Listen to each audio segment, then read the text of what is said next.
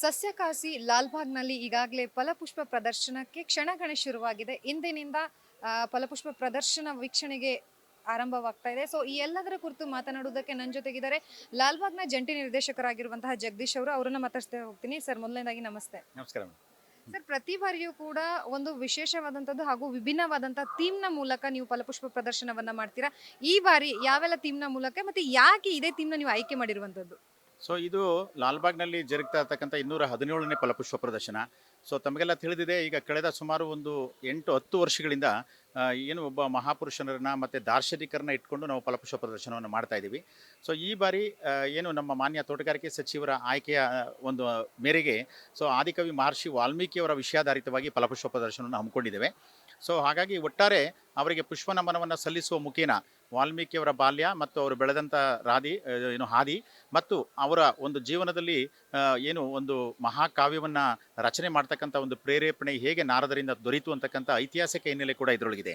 ಆಮೇಲೆ ಮುಂದುವರೆದ ಭಾಗವಾಗಿ ಏನು ಒಂದು ರಾಮಾಯಣದ ಪ್ರಮುಖ ಭಾಗಗಳನ್ನು ಒಂದು ಪ್ರತಿರೂಪಗಳ ಮೂಲಕ ಮತ್ತು ಮಾಹಿತಿಗಳ ಮೂಲಕ ಒಂದು ಪ್ರಚುರಪಡಿಸ್ತಕ್ಕಂಥ ಒಂದು ಕ್ರಮವನ್ನು ಕೈಗೊಂಡಿದ್ದೇವೆ ನಾವು. ಒಟ್ಟಾರೆಯಾಗಿ ಯಾವೆಲ್ಲ ರೀತಿಯಾದಂತಹ ಹೂಗಳನ್ನ ಬಳಕೆ ಮಾಡಿರುವಂಥದ್ದು, ಎಲ್ಲಿಂದ ಅಂದ್ರೆ ಬೇರೆ ಬೇರೆ ರಾಜ್ಯದಿಂದ ತರಿಸಿರುವಂಥದ್ದು ಅಥವಾ ಇಲ್ಲೇ ತೋಟಗಾರಿಕೆ ಇಲಾಖೆಯ ಅಡಿಯಲ್ಲಿ ಬರುವಂತಹ ಹೂಗಳನ್ನ ಬಳಕೆ ಮಾಡಿರುವಂಥದ್ದು ಸರ್? ಸೊ ಒಟ್ಟಾರೆ ಈ ಬಾರಿ ಪ್ರದರ್ಶನಕ್ಕೆ 30 ಲಕ್ಷಕ್ಕೂ ಅಧಿಕ ಸಂಖ್ಯೆಯ ಹೂಗಳನ್ನು ನಾವು ಬಳಕೆ ಮಾಡಿದ್ದೇವೆ. ಇದರಲ್ಲಿ 3 ವಿಭಾಗಗಳಿದೆ. ಒಂದು ಕುಂಡದಲ್ಲಿ ಬೆಳೆದಂಥ ಹೂಗಳು, ಬೆಡ್ಗಳಲ್ಲಿ ಬೆಳೆದಂಥ ಹೂಗಳು ಮತ್ತು ಕಟ್ ಫ್ಲವರ್ಸು ಕೂಡ ನಾವು ಬಳಸಿದ್ದೇವೆ. ಪ್ರಮುಖವಾಗಿ ಮೇಡಮ್, ತೋಟಗಾರಿಕೆ ಇಲಾಖೆಯ ಗಿರಿಧಾಮಗಳಂತ ಪ್ರತಿಷ್ಠಿತ ಗಿರಿಧಾಮಗಳಾದಂಥ ಊಟಿ, ನಂದಿ ಗಿರಿಧಾಮ ಮತ್ತು ಕೆಮ್ಮಣ್ಣುಗುಂಡಿ ಗಿರಿಧಾಮದಿಂದ ಹೂಗಳು ಬಂದಿದೆ. ಲಾಲ್‌ಬಾಗ್ ಮತ್ತು ಕಬ್ಬನ್ ಉದ್ಯಾನದಲ್ಲಿ ಸುಮಾರು 10 ಲಕ್ಷಕ್ಕೂ ಹೆಚ್ಚು ಹೂಗಳನ್ನು ನಾವು ಬೆಳೆಸಿದ್ದೀವಿ. ಅದರ ಜೊತೆಗೆ ಕರ್ನಾಟಕ, ತಮಿಳುನಾಡು, ಕೇರಳ, ಆಂಧ್ರ ಮತ್ತು ಮಹಾರಾಷ್ಟ್ರದ ಕೆಲವು ಭಾಗಗಳಿಂದನೂ ಕೂಡ ಹೂಗಳು ಈ ಸಾರಿ ಬಂದಿರತಕ್ಕಂಥದ್ದು ವಿಶೇಷ.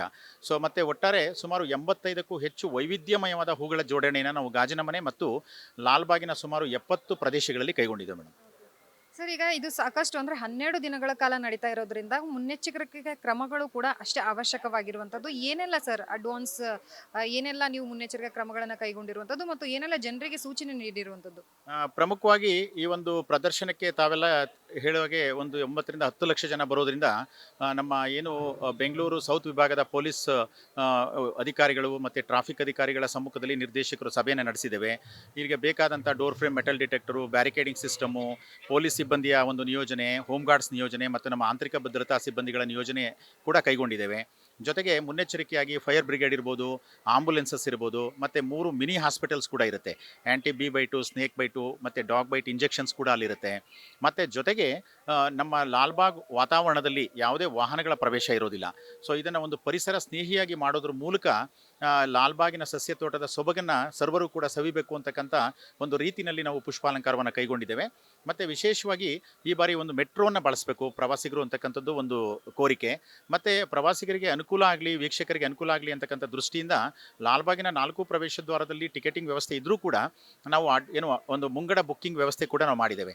ಸ್ಕ್ಯಾನ್ ಮಾಡೋದ್ರ ಮುಖಾಂತರ QR ಕೋಡಲ್ಲಿ ಅವರು ಈಸಿಯಾಗಿ ಅವರು ಪ್ರವೇಶವನ್ನು ಪಡಿಬೋದು. ಸೊ ಒಟ್ಟಾರೆ ಈ ಪ್ರದರ್ಶನಕ್ಕೆ ಬೇಕಾದಂಥ ಎಲ್ಲ ಅವಶ್ಯ ರಕ್ಷಣಾ ಮತ್ತು ಭದ್ರತಾ ಕ್ರಮಗಳನ್ನು ನಾವು ಈಗ ತೆಗೆದುಕೊಂಡಿದ್ದೇವೆ ಮೇಡಮ್.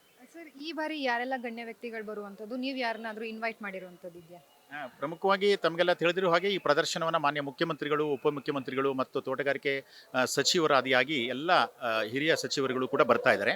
ಅದರ ಜೊತೆಗೆ ವಾಲ್ಮೀಕಿ ಏನು ಆಶ್ರಮದ ಸ್ವಾಮೀಜಿಗಳು ಕೂಡ ಆಗಮಿಸ್ತಾ ಇದ್ದಾರೆ. ಮತ್ತು ನಮ್ಮ ಇಕೆಬಾನ ಶೋ ಏನಿದೆ ಅದು 18ನೇ ತಾರೀಕು, ಅದು ನಟಿ ಪ್ರೇಮಾ ಅವರು ಬರ್ತಾ ಇದ್ದಾರೆ. ಮತ್ತು ಬಹುಮಾನ ವಿತರಣೆಗೆ ರವಿ ಡಿ ಚನ್ನಣ್ಣನವರು ಬರ್ತಾರೆ. ಮತ್ತು ಈ ಒಂದು ಪ್ರದರ್ಶನಕ್ಕೆ ಬಹುಶಃ ಒಂದು 200ಕ್ಕೂ ಹೆಚ್ಚು ಅತಿಥಿ ಗಣ್ಯೋಧರು ಬರ್ತಕ್ಕಂಥ ನಿರೀಕ್ಷೆ ಇದೆ ಮೇಡಮ್. ಕೊನೆಯದಾಗಿ ಸರ್, ಅಂದ್ರೆ ನೀವು ಪ್ರತಿ ಬಾರಿನೂ ಕೂಡ ಒಂದಷ್ಟು ಕಾಂಪಿಟೇಷನ್ಸ್ಗಳನ್ನ ಇಲ್ಲಿ ಅಂದ್ರೆ ಹಮ್ಮಿಕೊಂಡಿರ್ತೀರಾ. ಈ ಬಾರಿ ಯಾವೆಲ್ಲ ಕಾಂಪಿಟೇಷನ್ಸ್ಗಳು ಮತ್ತೆ ಈ ಥೀಮ್ ಮೂಲಕ ಮಾಡಿರೋದ್ರಿಂದ ಆ ಕಾಂಪಿಟೇಷನ್ಗೂ ಇದಕ್ಕೂ ಏನಾದ್ರು ಸಂಬಂಧ ಇರುವಂಥದ್ದು ಇದೆಯಾ? ಖಂಡಿತ. ಈಗ ಶಾಲಾ ಮಕ್ಕಳಿಗೆ ನಾವು ಮಹರ್ಷಿ ವಾಲ್ಮೀಕಿಯವರ ಜೀವನ ಮತ್ತು ಸಂದೇಶದ ಬಗ್ಗೆ ಪ್ರಬಂಧ ಸ್ಪರ್ಧೆಯನ್ನು ಇಟ್ಕೊಂಡಿದ್ದೀವಿ.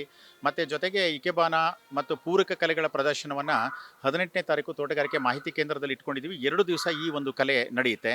ಮತ್ತು ಈ ಎಲ್ಲ ಒಟ್ಟಾರೆ ಪ್ರದರ್ಶನದಲ್ಲಿ ಭಾಗವಹಿಸಿ ವಿಜೇತರಾದಂಥವರಿಗೆ 24ನೇ ತಾರೀಕು ಬಹುಮಾನ ವಿತರಣಾ ಸಮಾರಂಭವನ್ನು ಕೂಡ ನಾವು ಏರ್ಪಡಿಸಿದ್ದೀವಿ.